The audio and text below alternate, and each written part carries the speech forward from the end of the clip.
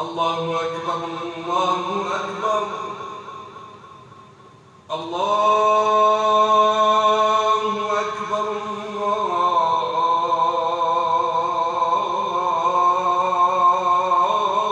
الله أكبر أشهد أن لا إله إلا الله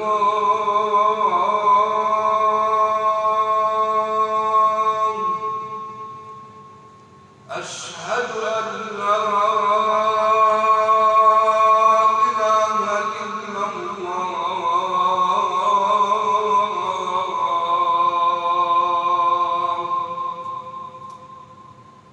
أشهد أن محمدًا رسول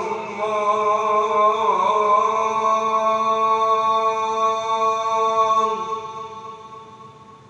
أشهد أن محمدًا رسول الله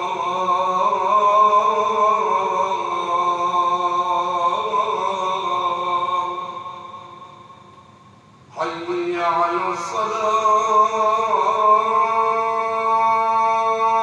الصلاة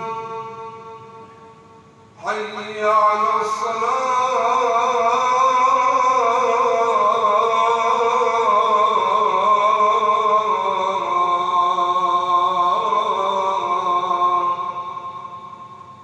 حي على الفلاح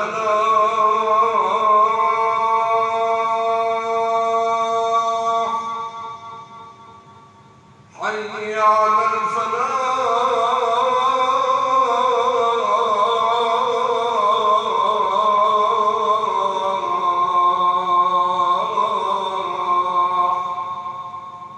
الله أكبر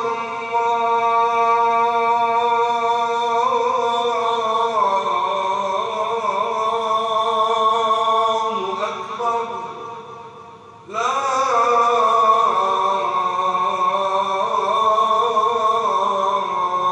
إله إلا الله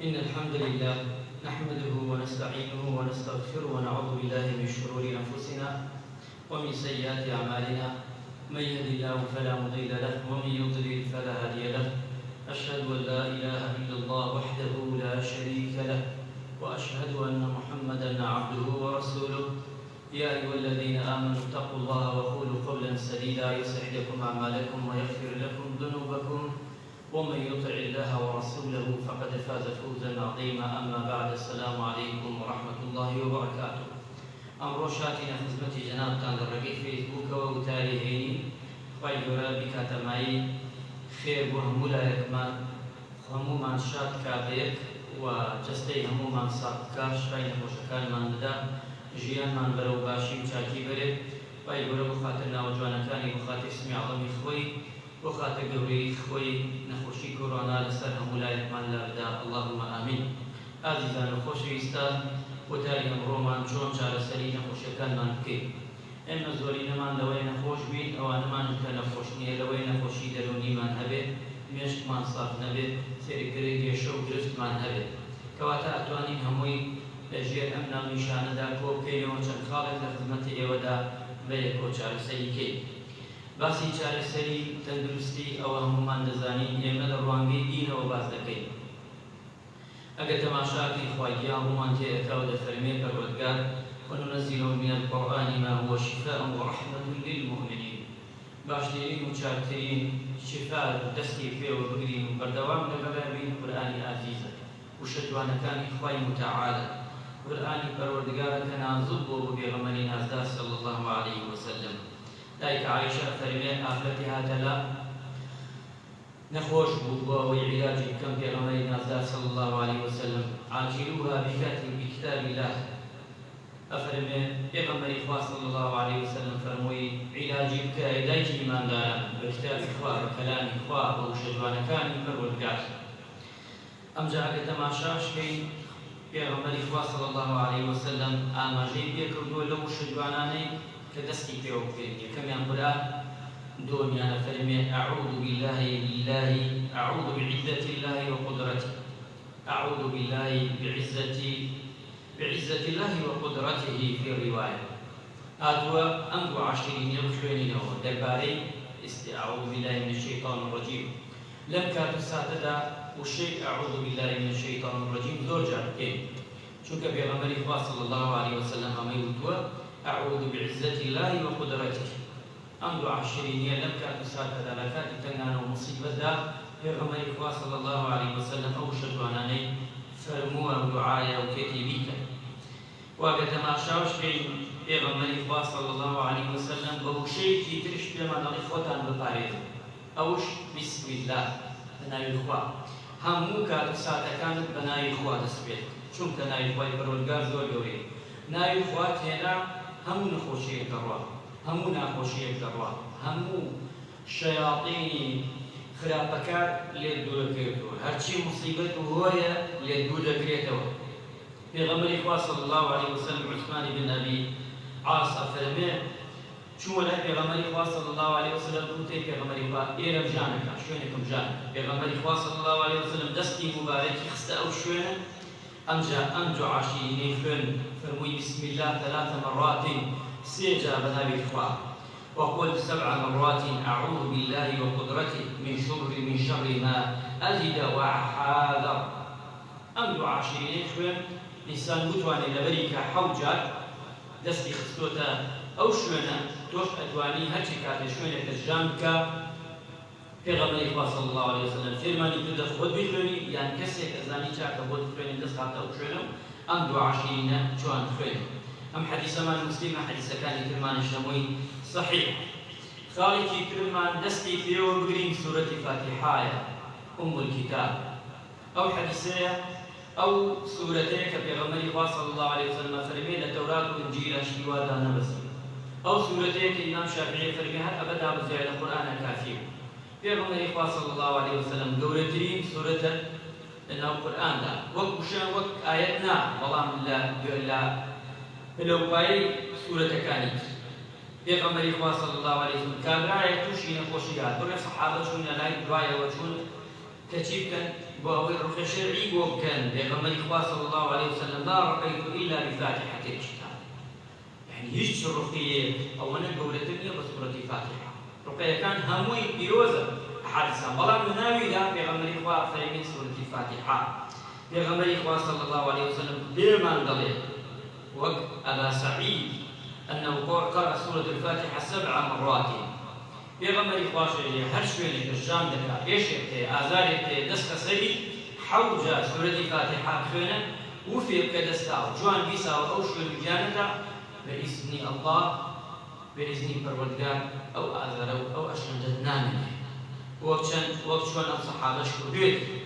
خاڵێکی تر لەوانە ئەو دوعایانەی کە ئێمە من و تۆ نەخۆشەکانمان پێی چارەسەر بکەین، ئەوش ئەوەیە ئەسأل الله العظيم رب العرش العظيم أن يشفيه. عند عاشرين بڵێ یان بسم الله بەناوی خوا، ئەی پەروەردگارە پێغەمبەری خوا صلی الله عليه وسلم يشفي من كل سقيم بإذن الله. ئەتپارێزێ لە هەموو نەخۆشیەکان پێغەمبەری خوا ئەڵێ بسم الله بإذن پەروەردگار. بخاری و مسلم ڕیوایەتیان کردووە، کەش داود و نەسائی طەبرانی في الدعاء والحاكم گێڕایەوێتەوە و حاکمش گێڕایەوێتەوە. کەواتە ئەمانە کۆمەڵێکن دوعا ئینسانی ئیماندار بتوانێت دەستی پێوە بگرێت، زۆر ئاسانیشە. لە هەموو کتابەکانی زیکرەکان هاتیایە ئەتوانێت و دوعایانە لە کاتی موسیبەتدا ئینسان دەستی پێوە بگرێ باشە. پێغەمبەری خوا صلی الله عليه وسلم چین لای پێغەمبەری نازدار صلی الله عليه وسلم کاتێک خۆی نەخۆشەکەوت، ئێمە وتمان ئەگەر سەحابە نەخۆش بکەوتایە، سەحابە چوون بەلای پێغەمبەری نازدار صلی الله عليه وسلم ڕوقیە شەرعی بۆ کردن. ئایا پێغەمبەری خوا صلی الله عليه وسلم کاتێک خۆی نەخۆشی بووایە، جبریل علیه السلام لەگەڵیا بوو، کاتێ دایکە ئەبا سعید عفوی گەڕێتەوە فەرمێ جبریل علیه السلام هات بۆ لای پێغەمبەری خوا صلی الله عليه وسلم کاتێ پێغەمبەری خوا شوێنێکی ناژانی بکەدایە بسم الله العظيم من كل شيء يؤذيك من شر كل نفس أو عين حاسد الله يشفيك بسم الله أرقيك. واتە ئەمە دوعایەکە پێغەمبەری خوا صلی الله علیه و سلم جبریل بۆ پێغەمبەری نازداری کردووە عەلەیهی سەڵات وەسەلام. دوعای زۆر گرنگە ئینسانی ئیماندار دەستی پێوە بگرێ لە موسلیمدا هاتووە. یان حەدیثێکی ترمانەیە پێغەمبەری خوا صلی الله علیه و سلم فەرمێ ئینسان ئەگەر خوێندی لە ماڵ و هەتا دەرەچێوە گەڕێتەوە هیچ کاتێ هیچ شتێک نییە بێتە ئازار و ئەشکەنجەی کە ئازاری دا. ئێستا ئێمە پێویستمان بەمانەیە بەڕاستی زۆر جارە چینە دەرەوە دەمان بکە بەسی دەستکێشەکەینە دەست ئەترسی. لەگەڵ ئەمەدا ئەمە چاکە بەڵام لەگەڵ ئەم دوعایەش بکەێت أعوذ بكلمات الله التامات من شر ما خلق. پیغمبری خوا فرمی علیه الصلاة والسلام لم يضر شيئا حتى يرتحل من منزله. هیچ شتێک تووشی نابێت ئینسان ئەمڕۆ بە ئەم دوعای دەکات هەتا دەگەڕێتەوە ماڵ. دەرەچێت دەیتوێنێت دوعاکە جوانە تا ئەگەڕێتەوە هیچ کێشە و هیچ گرز ئیلا مەگەر بە ئیزنی خوا نووسرابێ. با ئێمە دوای هەڵە تێنەگەین بڵێین وەڵا ئەم دوعایە نەمان کرد خۆ توش بووی. ئەگەر خوا نووسێتی توش بووی با ئەم دوعایانەش بێ هەر توش دەبێت. بەڵام ئەم دوعایانە زۆر جار دوعا دەبێتە ڕەفعی بەلا، ئەبێتە ڕەفعی موسیبەت، ئەبێتە ڕەفعی نەخۆشی، ئەبێتە ڕەفعی ناخۆشی. بۆیە دەڵێن ئەم دوعایانە بکەن. و ئاخر شتمان لە خزمەتی جەنابتانە ئەوەیە پێغەمبەری خوا صلی الله علیه وسلم پێمان دەڵێت صانع المعروف تقى مصارع السوء والآفات والمهلكات. چاکەکردن ئەفەرمێ ئەتپارێزێ لەوەی خراپەیە سوء و دەتپارێزێ لە ئافات و ئەوەی ئەو شتانەی کە لەناوت دەبا. ئێمە لە هەفتەی ڕابردوو شازان باسمان کرد بەڵام ئەم حەدیثێکی ترە. یعنی تۆ لەم کات ساڵەدا خێر ئیتر خێر بە قسەت تێ خێر بێ، بە ماڵ بێ بیکەی، بە ڕۆیشتن یارمەتی کەسێ بێ، ئەنواعی خەیرەیە بە هەمووی دەڵێنێن. ئەوەی ناوی خێر بێ لە یارمەتی مرۆڤایەتی بێ، یەکێ لێ قەوماوە یارمەتی ئەدەی دەستی بۆ ئەدەی نازانی تۆ لەکوێدا ئەمە ئەبێتە مای ئەوەی کە خوای گەورە بەبوونی ئەم کردەوە تۆ دەپارێزی. ئەمە زۆر گرنگە. ئینسانی ماندار لەم کات ساتەدا بێتە هانای خەڵکەوە. گەورەترین هاناش لە ئێستادا ئەوەیە کە حکومەت بێتە هانای خەڵکەوە. بەڕاستی گەورەترین خێر و پاداش گەورەترین بەداخەوە ئێستا سێرەکەی ظروف وای لێ هاتووە حکومەت ڕۆژ بە ڕۆژ بەرەوەدووا دەچێ بەرەو پێش نایە. والحەق وایە کە کاتێک تۆ چاکسازی دەکەی دەست بگری لەوانەی کە زۆر لەسەرەوە دەست پێ بکرێت. تەماشای ئیمامی عومەری کوڕی عەبدولعەزیز کرد بە 2 ساڵ و 10 ڕۆژە دەمانگە چەندێکە نەچۆتە 3 ساڵ. توانی هەموو ژیانی مرۆڤایەتی ئاوە عەدالەت ڕێکخا. بە 29 ڕۆژ نەک 29 ساڵ 29 ڕۆژ توانی عەدالەت بەرپا بکا لەناو عشرەت و کەسوکار و خزم و دۆست و ئەحباب و ئەوانەی کە دەسەڵاتدارن لەناوەوە دەستی پێ کرد. عومەری عەبدولعەزیز بە 29 ساڵ توانی وڵاتەکەی ڕێک بخاتەوە. بە عەفو 29 ڕۆژ و بە 2 ساڵ توانی ڕێکی بخاتەوە.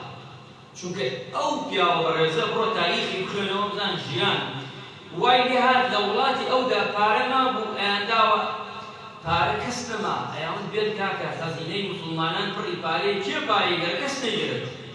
وتیان ئەی گەورەی موسڵمانان پارە بدەینە کێ ئەوەی مرۆڤ بێ پارەی نەگەرێت کەس قسانی نییە لەسەر. وتی بڕۆن بیدەنە طەیر و طویور. ئەو باڵندانە وا دێن تەقیەیشانێ ئایان بۆدانن دانیان بۆدانن تەنانەت باڵندارەکانیش ئیسفادەیان کرد لە عومەری عەبدولعەزیز. تەماشاکە ئەمە بە قسەی خوا ئەمەیە بەڕاستی. تۆ گەرەکتە عەدالەت بکەی ئەبێ ئەوەی کە خوا دایناوە عەدالەتی بێت. نەک ئەو عەدالەتەی خۆت دادناوە عەدالەتێک ڕەش و ڕوو دەبێتەوە کە خۆت ناگرێتەوە. معقول نییە کەسێک 400 دیناری هەبێت تۆ 100 یەبووری. معقولە 22 ملیۆنی هەیە مانگانە تۆ ئامادە دەی 4 ملیۆنی یەبوو. ئەمە عەدالەت لەکوێیە؟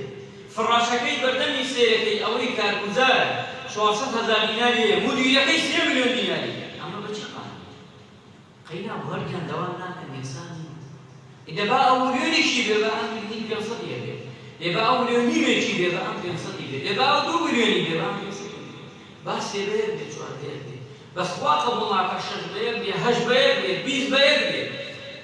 لە بانە مەشتۆبەی تو لە یەکەکە بوڕی لە 20ەکەنەوە.